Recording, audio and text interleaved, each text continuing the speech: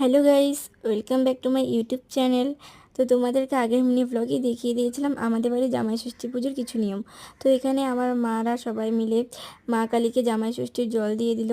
তো তারপরে আমার মা এখানে প্রত্যেকবারের মতো একটি গল্প বলছিল।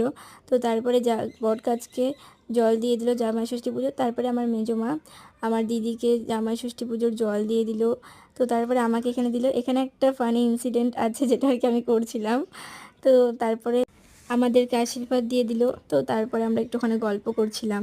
তো আমার মাও পরে দিয়ে দিল আমাদের দুজনকেই ষষ্ঠীর জল। তো কিছু কিছু নিয়ম ছিল, তো ওখানে সব কিছু সেরে নিল আমার মারা। তো আমরা প্রণাম করে নিলাম ওখানে।